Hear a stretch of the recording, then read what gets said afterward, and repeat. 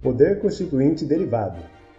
Nesta aula, vamos dar continuidade ao estudo do Poder Constituinte e trataremos do Poder Constituinte Derivado.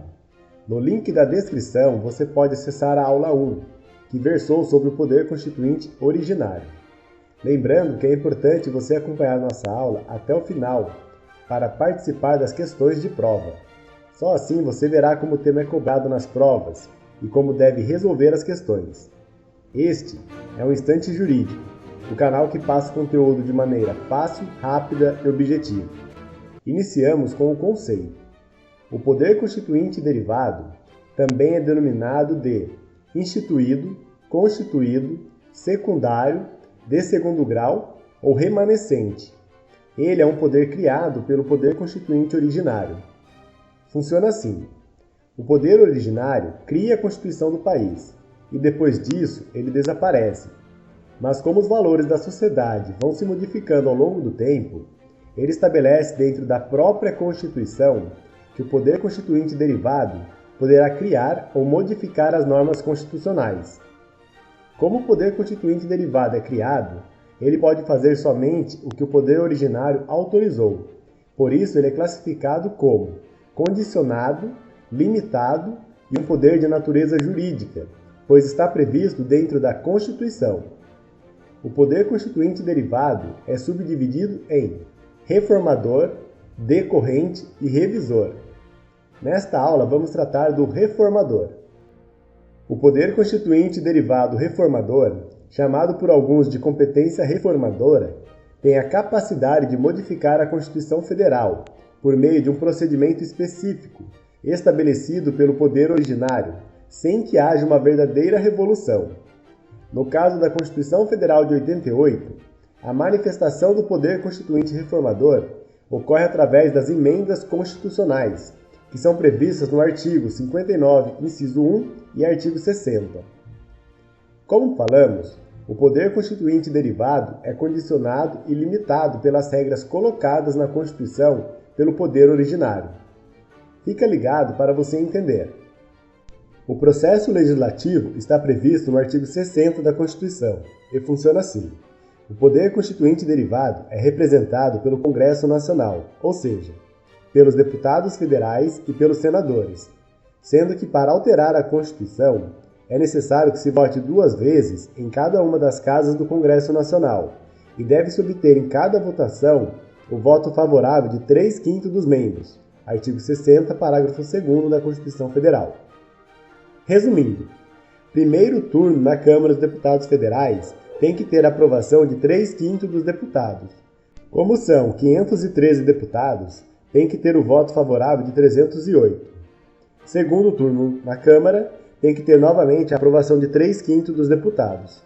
Aprovou na Câmara, segue para o Senado. Daí vai funcionar do mesmo jeito.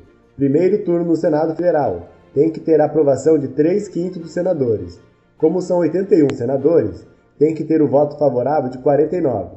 Segundo turno no Senado, tem que ter a aprovação novamente de 3/5 dos senadores.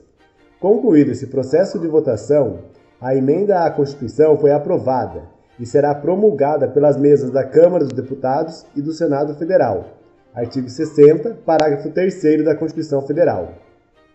Como já adiantamos, o poder constituinte derivado é limitado. Como limitações expressas temos a limitação circunstancial, ou seja, a Constituição Federal não pode ser emendada quando estiver vigorando no país intervenção federal, artigo 34 da Constituição, estado de defesa, artigo 136 da Constituição, ou estado de sítio, artigo 137 da Constituição.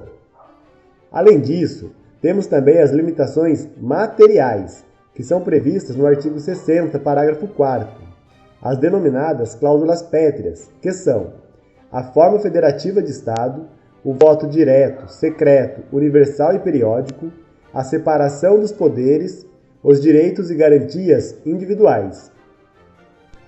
Fique atento na pegadinha. As cláusulas pétreas não podem ser objeto de emenda para supressão ou redução da proteção. Porém, se a emenda à Constituição for para dar mais força, mais proteção para elas, isto é permitido. A doutrina também apresenta 3 importantes limitações implícitas, sendo a terceira a mais importante. Primeira, não é possível alterar o titular material do poder constituinte originário. Este sempre será o povo. Segunda, o poder constituinte derivado não pode alterar o seu titular nem o seu procedimento de votação. Terceira, não se pode violar as limitações expressas, ou seja, não é permitida a teoria da dupla revisão, onde a primeira emenda acabaria com a limitação expressa e a segunda emenda faria a reforma daquilo que era proibido. Vamos pensar um pouco. O voto secreto é uma limitação material expressa. O poder constituinte derivado aprova uma emenda revogando essa previsão do artigo 60, parágrafo 4º da Constituição. Depois, edita uma nova emenda dizendo que o voto é público. Neste caso, teríamos o fenômeno da dupla revisão, mas lembrando que isto é proibido no Brasil. Terminamos de passar o conteúdo mais cobrado nas provas, então agora vamos praticar. Antes de ver nossa explicação, pause o vídeo e deixe sua resposta nos comentários. Isso o ajudará a fixar o conteúdo e também contribui com os outros estudantes. Pergunta 1. A matéria constante de proposta de emenda à Constituição rejeitada, assim como a havida por prejudicada, não pode ser objeto de nova proposta na mesma sessão legislativa? Certo ou errado? O gabarito está certo. O fundamento está no artigo 60, parágrafo 5º da Constituição, que diz: a matéria constante de proposta de emenda rejeitada ou havida por prejudicada não pode ser objeto de nova proposta na mesma sessão legislativa. Caso você não se lembre, a sessão legislativa está prevista no artigo 57 da Constituição e vai de 2 de fevereiro a 17 de julho, temos o recesso, e depois de 1º de agosto a 22 de dezembro. Anota aí, pois pode cair na sua prova. Pergunta 2. A Constituição Federal de 1988 pode ser emendada na vigência de intervenção federal desde que cumpridas as formalidades legais? Certo ou errado? O gabarito está errado.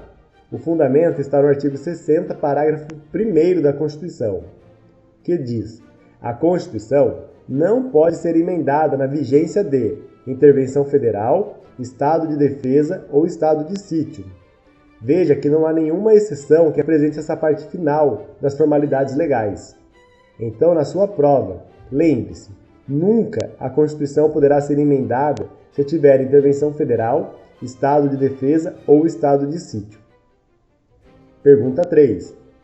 A proposta de emenda constitucional será discutida e votada em cada casa do Congresso Nacional, em 2 turnos, considerando-se aprovada se obtiverem ambos a maioria absoluta dos votos de seus respectivos membros. Certo ou errado? O gabarito está errado. Artigo 60, parágrafo 2º da Constituição. A proposta será discutida e votada em cada casa do Congresso Nacional, em 2 turnos, considerando-se aprovada se obtiverem ambos 3/5 dos votos dos respectivos membros. Fica ligado nessa dica. A maioria absoluta é exigida para a aprovação da lei complementar. Isso está previsto no artigo 69 da Constituição Federal. Pergunta 4. A impossibilidade de a Constituição Federal ser emendada na vigência de estado de defesa se constitui uma limitação material explícita ao poder constituinte derivado? Certo ou errado? O gabarito está errado. Está errado, pois o artigo 60, parágrafo 1º, apresenta limitações circunstanciais, ou seja, quando estiver vigorando no país a intervenção federal, o estado de defesa ou o estado de sítio, a Constituição não pode ser emendada pelas circunstâncias do momento.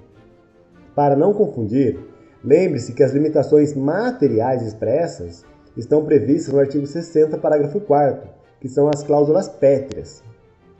Terminamos essa aula. Se você gostou, não esqueça de curtir e se inscrever no canal.